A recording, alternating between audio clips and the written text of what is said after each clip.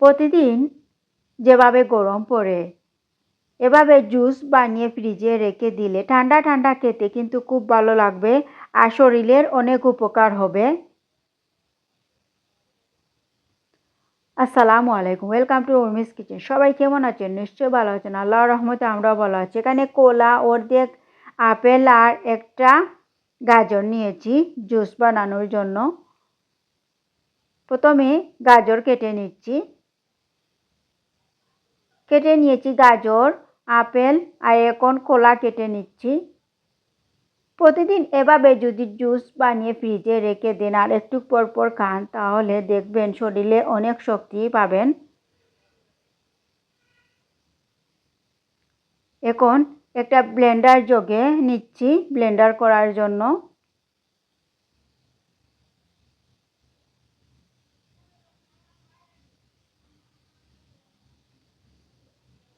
এখন পানি দিয়ে দিচ্ছি ব্লেন্ডারের মধ্যে।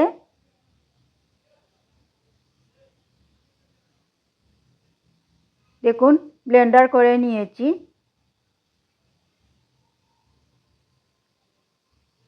এখন একটা কাচের বয়ামে ভরে নিচ্ছি।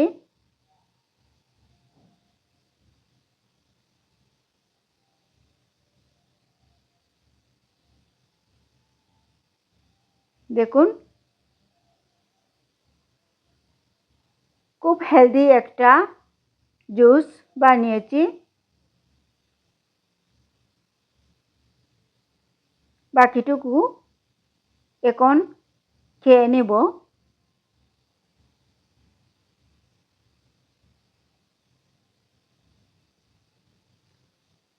খুব শক্তিশালী একটা জুস, খেতেও খুব ভালো লাগবে।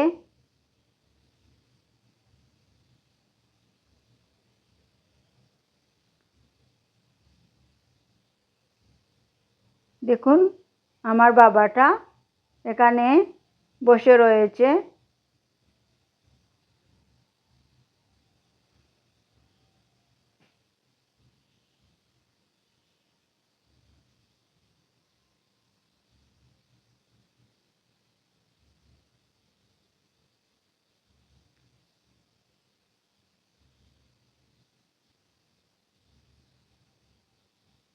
খুব লক্ষ্মী একটা বাবা আমার,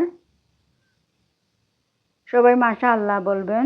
এখন বিটরুট দিয়ে বানাবো একটা জুস। এখানে অর্ধেক বিটরুট নিয়েছি আর দেখুন কেটে নিয়েছি। এখন ব্লেন্ডার করে নিব, ব্লেন্ডার জগে নিচ্ছি।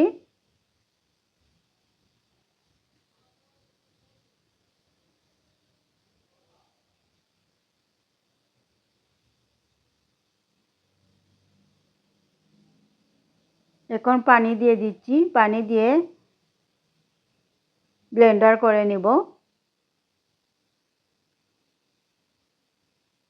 ব্লেন্ডার করে নিয়েছি।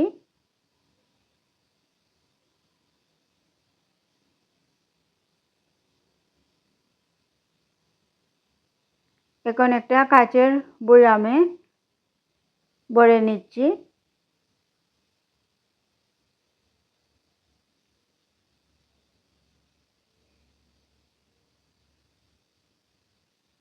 দেখুন কত সুন্দর একটা কালার হয়েছে। বিটরুট আমাদের শরীরের জন্য অনেক উপকারী। দেখুন আজ দুইটি জুসের রেসিপি শেয়ার করেছি। হেলদি একটা জুসের রেসিপি। এখন বাকি বিটরুটের জুসগুলো আমি খেয়ে নিচ্ছি। প্রতিদিন এভাবে ফ্রিজে ঠান্ডা ঠান্ডা রেখে খেতে কিন্তু খুব ভালো লাগবে আর শরীরের জন্য অনেক উপকার হবে। এভাবে যদি আমরা জুস খাই বানিয়ে তাহলে আর ডাক্তারের কাছে যেতে হবে না।